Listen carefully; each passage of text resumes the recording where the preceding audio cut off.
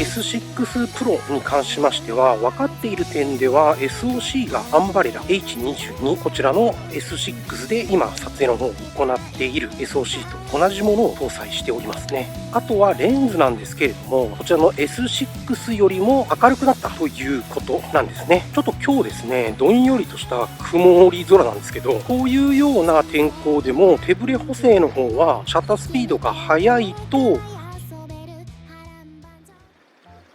はい、皆様こんにちは。本日は XTU-S6 を使いましてポタリングの方を行っていきたいと思います。今回のお話はですね、こちらの後継モデルとなる XTU-S6 Pro のお話の方をしていこうかなというふうに思っております。とはいえですね、本日は8月22日現在になりますけれども、まだ日本の Amazon なんかではですね、取り扱いの方開始しておりませんので、実際のところですね、発売されてみないと、どういうような仕様なのかというのもあまり分かっていないんですけれども、現在分かっている範囲でのお話になりますね。まずですね、S6 Pro に関しましては、分かっている点では SOC がアンバレラ H22、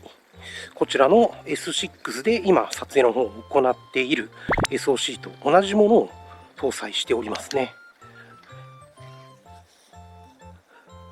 びっくりした思いっきり鹿が近くにいましたね。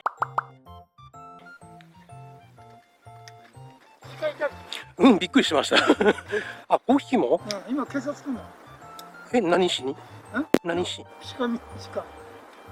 鹿追い払いに来るの？追い払いにするのか、危なくないから盗みに。はい、ですね今自転車に乗られているおじさんとですね、鹿談義を咲かせましてどこまでちょっとこちら S6 Pro のお話の方をしていたのか忘れてしまいましたけれども、まず分かっている点で SOC がこちら S6 と同じアンバレラ H22 を使っておりまして、CMOS センサーはですね、今のところちょっと分かんないんですよね。ただ、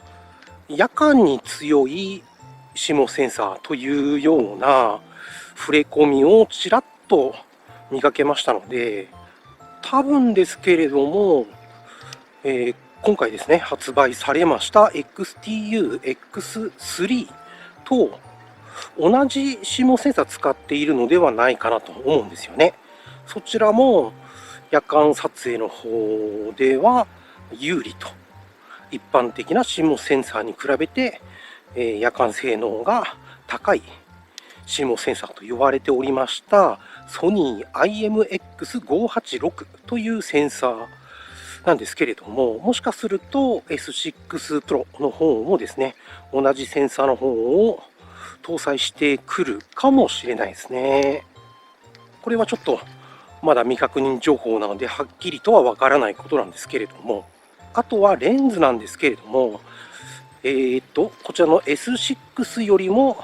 明るくなったということなんですね。そしてですね、レンズが明るいことによって起こるメリットなんですけれども、単純に言うとですね、先ほどお話ししました夜間撮影の強い CMOS センサーと明るいレンズを組み合わせると非常に明るく映るという結果になるはずなんですけれども、X3 の方がですね、ちょっと中国の動画配信サイトの方を確認してみますと、あまり夜間撮影では明るいというような映像は見受けられなかったので、実際ですね、設定によってそれは変わるのかもしれませんけれども、夜間撮影以外にですね、どういうようなメリットがあるかと言いますと、単純に言うとですね、シャッタースピード上がるんですよね。で、シャッタースピードが上がると、どういうメリットがあるかと言いますと、ちょっと今日ですね、どんよりとした曇り空なんですけど、こういうような天候でも手ブレ補正の方はシャッタースピードが速いと効きやすいんですね。シャッタースピードが落ちてくると、夕方とかですね、そういう時にはだんだんブラ現象のようなにじみブレみたいな感じで出てくるんですけれども、単純に言えばですね、手ブレ補正の向上につながると思うんですよね。現在ですね、ハンドルにカメラ取り付けまして撮影しておりますけれども、こういうようなですね、状態で撮影していても、ちょっと今日は天候があまりよろしくないので、こういう取り付け方をすると、細かいブレとか、出ているかもしれませんが、そういったような天候が悪い日、暗くなっていた状態の中でも、手ブレ補正の効きが向上するであろうと思われるんですよね。ですから明るく撮れるカメラというのは、一眼ミラーレスや一眼レフカメラもそうですけれども、明るいレンズを好まれてですね、使われる方いらっしゃいますけれども、S6 Pro の方、明るくなるということで、どのような写りに変化あるかなというところが気になりますね。あとはですね、内蔵マイクの位置が変わったんですね。レンズ下の方にマイクの位置が変更されているようですから、今までよりもですね、正面からの音というのは拾いやすくなると思うんですけれども、ただ、あれですよね、こういったような正面を向けてカメラを撮るとですね、向かい風なんかの時には風切り音なんかが入りやすくなってしまうかもしれませんし、それは一長一短あるかもしれないですね。こちらの S6 もですね、内蔵マイクは結構音を拾ってくれますので、ただやっぱり風切り音とかしちゃいますからね。屋外での撮影では外部マイクを使いたいですよね。外部マイクも発売されておりますので、そちらの方もですね、利用できると思いますから、S6 Pro の方がですね、どういうような仕上がりで発売されているのかと。S6 から S6 Pro に買い替える方いるかもしれませんけれどもどうなんでしょうね。どのくらい変わるんでしょうね。多分 CMOS センサーがですね、XTU X3 と同じようなセンサーを使っているようでしたら、解像度の種類なんかも増えると思いますし、そういう部分ではですね、バッテリーの状況に合わせて解像度を変更して、長時間録画として使ったりですとか、いろいろできますので、設定が大いに越したことはないんですよね。これからですね、発売されるであろうと思われる XTU S6 Pro、それと XTU Max 3、どちらもですね、楽しみではあるんですよね。XTU さん、比較的安価な中華アクションカメラの中では良いものを出してくれてますので、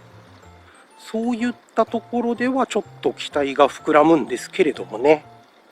ただ、できればですね、手ブレ補正の方を、機能の方をもう少し向上してくれたら非常に嬉しいんですけれどもね。もうなんかやってる。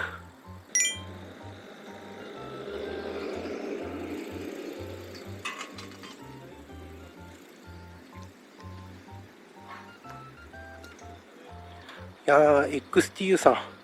前にも動画でお話ししましたけれども、傾きをですね、10度ぐらいまで、片側10度ぐらいまで補正してくれる機種の方を作ってくれたらかなり売れると思うんですけどね。